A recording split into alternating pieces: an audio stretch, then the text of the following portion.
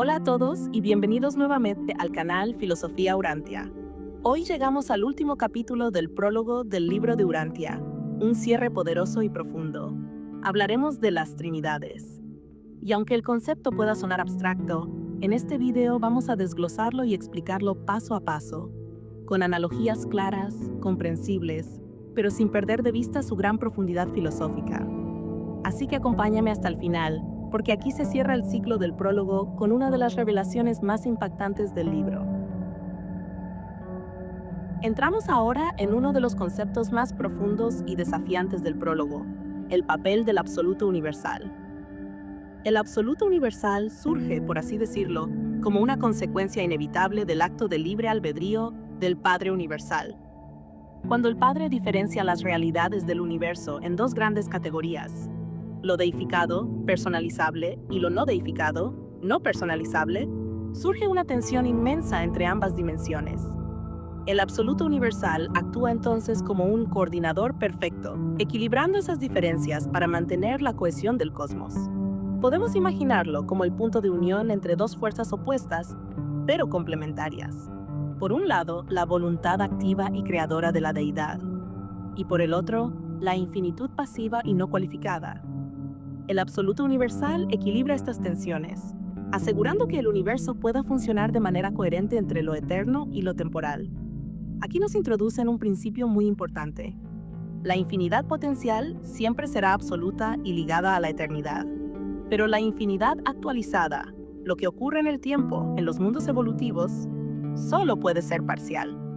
Esto significa que mientras estemos dentro del tiempo y del espacio, no podemos experimentar o manifestar una infinidad absoluta como la tiene el paraíso.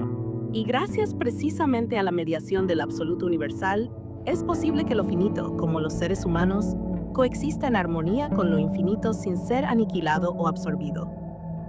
El absoluto universal es como el gran amortiguador cósmico, que permite que la evolución progresiva de las realidades finitas ocurra sin romper el equilibrio de toda la creación. Sin él, no podría existir una realidad donde humanos imperfectos y seres divinos cohabiten un mismo universo progresivo. Este absoluto también es descrito como el potencial de la deidad estático-dinámica que puede manifestarse en todos los niveles entre el tiempo y la eternidad. Es como si dentro del absoluto universal residiera la posibilidad misma de que las criaturas, nosotros incluidos, evolucionáramos de la condición finita hacia estados cada vez más elevados, sin violentar las estructuras eternas. Y aunque este aspecto de la deidad puede ser estático, potencial y asociativo, no es directamente creativo ni evolutivo en el mismo sentido que los seres como nosotros lo entendemos. No es que el absoluto universal cree mundos o evolucione en un sentido personal. Su función es más bien de mantener abierto y posible el campo de juego de toda evolución y creación. Finalmente, se nos recuerda que aunque en los niveles subinfinitos, es decir, en nuestros niveles de existencia limitada, los dos absolutos, el cualificado deificado y el no cualificado no deificado, parecen operar por separado en la infinidad, ellos son uno. En la comprensión final del universo, toda esta aparente separación se disolverá en una sola unidad absoluta. Y muy importante, el término absoluto nunca debe ser entendido como algo negativo o como una negación de la personalidad. El absoluto universal está estrictamente subordinado a la Trinidad del paraíso y siempre bajo la soberanía de la deidad. No es un poder impersonal que flota en el cosmos, como algunas ideas panteístas han sugerido en filosofías antiguas. Todo en el universo sigue bajo el amoroso y perfecto dominio de la voluntad divina. En los niveles más profundos de la realidad, la Trinidad es una unión de tres deidades en un solo acto de voluntad y propósito universal. La Trinidad del paraíso, compuesta por el Padre Universal, el Hijo Eterno y el Espíritu Infinito, no es un invento religioso ni un símbolo abstracto. Es una realidad eterna que fue inevitable desde el momento en que el Padre decidió diferenciar lo personal de lo no personal y luego unirlos a través de la mente. Esta es una Trinidad que no tiene principio. Es existencial, es decir, existe desde siempre. Para entenderlo mejor, imagina que estás mirando una vela. Tiene fuego, calor y luz. Son tres cosas distintas, pero están completamente unidas. No puedes tener la luz sin el fuego, ni el calor sin la llama. Así ocurre con la Trinidad del paraíso. tres realidades inseparables de una misma esencia. Más adelante, el texto nos habla de otras trinidades, que no son eternas como la del paraíso. Estas nuevas trinidades surgieron después del universo perfecto de Abona, y a diferencia de la primera, son experienciales, es decir, se forman y se consolidan a través del tiempo, la evolución y la experiencia de las criaturas y de los creadores en el universo maestro. En palabras simples, la primera trinidad es como el ADN original del cosmos. Las otras trinidades se van formando con los hijos de ese ADN a medida que viven, evolucionan, luchan y descubren su potencial espiritual. Por eso se llaman trinidades post-Abona. Nacen del movimiento, del cambio, del aprendizaje cósmico. La Trinidad paradisiaca, al ser la única que abarca la infinidad, da origen a fenómenos progresivos dentro del universo, como la aparición de Dios el Supremo, Dios el Último y Dios el Absoluto. Estas no son invenciones mitológicas, sino etapas reales y lógicas del desarrollo de la deidad conforme la realidad se expande desde lo eterno hacia lo finito, lo experiencial y lo absonito. En términos modernos, podríamos compararlo con la inteligencia humana.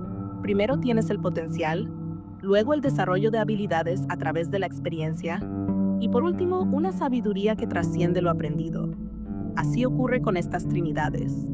Comienzan con potencial eterno, luego se desarrollan en los universos del tiempo y finalmente alcanzan niveles superconscientes que rozan lo absoluto. La infinidad de la divinidad, como nos dice el texto, no es estática. Está siendo enriquecida constantemente por las experiencias de todos nosotros. Sí, tú y yo también participamos de este proceso y por las acciones de los creadores mismos. Esto significa que la deidad no es un bloque cerrado, sino un sistema vivo, expansivo, que se alimenta del progreso de sus hijos, los universos y las criaturas que los habitan. Finalmente, el texto nos recuerda algo crucial. Las trinidades son relaciones vivas. No son solo estructuras conceptuales. Son conexiones dinámicas entre las diferentes formas de deidad que trabajan coordinadamente para que la realidad cobre forma, poder y personalidad. Esto hace que seres como Dios el Supremo, el Último o incluso el Absoluto sean inevitables dentro de la lógica del universo. Están destinados a emerger. ¿Te has preguntado alguna vez si tu propia experiencia, tus decisiones, tus triunfos y tus errores pueden tener un impacto cósmico? Pues este capítulo nos dice que sí. Cada acto de voluntad, cada impulso hacia el bien, cada esfuerzo por conocer a Dios, suma en la realización de una deidad cada vez más plena, más cercana, más participativa. Ahora entramos a una parte especialmente compleja del texto. Las trinidades post-Abona, es decir, aquellas que no son eternas ni existenciales como la del paraíso, sino que están en construcción, por así decirlo, a través del tiempo, la experiencia y la colaboración evolutiva de Dios, los creadores y todas las criaturas conscientes del cosmos. Estas dos trinidades son la Trinidad Última. Está formada por tres componentes. El Ser Supremo, que representa la evolución completa del poder y personalidad en el universo finito. Las personalidades supremas creadoras, como los hijos creadores y los espíritus creativos que forman los universos locales. Los arquitectos absonitos del universo maestro, unos planificadores únicos que no son ni criaturas ni creadores. Son como los ingenieros cósmicos silenciosos que trazan el plan de lo que aún no existe. Cuando estos tres niveles se unan plenamente, nacerá o se actualizará completamente Dios el Último, una deidad que será la expresión completa de la realidad trascendida del tiempo y el espacio. Será la culminación de la evolución del universo maestro, la Trinidad Absoluta. Este concepto eleva el nivel de complejidad porque incluye entidades que trascienden incluso la comprensión finita. Dios el Supremo, Dios el Último y un ser que todavía no ha sido revelado, el consumador del destino universo. Aquí estamos hablando de realidades que operan tanto en niveles personales como nosotros, como superpersonales, y que abarcan incluso lo que está más allá de la personalidad, es decir, lo no personal. Es como si estas deidades trabajaran para abarcar todo lo que existe, lo que podría existir y lo que aún no se ha concebido. El objetivo final de esta unión sería la aparición de una deidad aún más vasta, Dios el Absoluto, que no solo sería todopoderoso o todopresente, sino totalmente abarcador de lo existente, lo experiencial y lo infinito. Pero el propio texto reconoce un límite. Nos dice que, aunque la Trinidad última puede unificarse, la Trinidad absoluta posiblemente no lo logre del todo. Las magnitudes que abarca son tan vastas que quizás jamás lleguen a completarse en un solo acto de unificación. Aún así, existe una posibilidad, que, como ocurrió al principio con la Trinidad del Paraíso, una nueva expresión de deidad surja por un acto de trinidización. Es decir, que el Supremo y el Último, combinados con esa tercera entidad aún misteriosa, puedan dar lugar en el futuro a una nueva realidad llamada Dios el Absoluto. Esta sería la cima de todo logro experiencial en el universo. Y aún más, los filósofos del universo, en sus reflexiones más profundas, postulan una trinidad de trinidades, algo tan colosal que incluso desafía toda lógica finita. Sería una trinidad infinita, existencial y experiencial al mismo tiempo, algo tan vasto que solo podría compararse con el concepto original del yo soy, ese punto de partida absoluto y anterior a toda diferenciación que representa la fuente de toda realidad. ¿A qué se parece esto? Imagina 3 océanos infinitos, el de lo personal, el de lo impersonal y el de la posibilidad. Ahora imagina que esos 3 océanos se encuentran en un punto central que no puede verse, pero del que todos provienen. Ese punto sería el yo soy, y la Trinidad de Trinidades sería la forma en la que toda esa infinitud converge para cerrar el ciclo de toda la existencia. Finalmente, el texto cierra con una afirmación contundente. La Trinidad del Paraíso es potencialmente infinita, porque el Padre Universal verdaderamente lo es. Es decir, por más que hablemos de nuevas trinidades, de desarrollos futuros, de fusiones de experiencia y existencia, todo vuelve al Padre, a ese centro eterno, absoluto e inmutable, desde donde todo proviene y hacia donde todo regresa. Así terminamos el análisis del último capítulo del prólogo.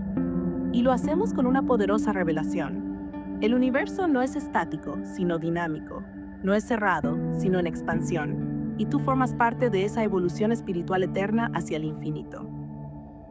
Y así llegamos al final de este viaje a través del capítulo 12 del prólogo, donde hemos explorado el misterio de las Trinidades, sus proyecciones cósmicas y la posibilidad de una unidad total en la deidad. Es una revelación profunda, que va mucho más allá de lo que el lenguaje humano puede contener, pero que está al alcance de nuestro espíritu si abrimos nuestra mente y corazón. Quizás te estés preguntando, ¿de dónde provienen estos conceptos tan elevados?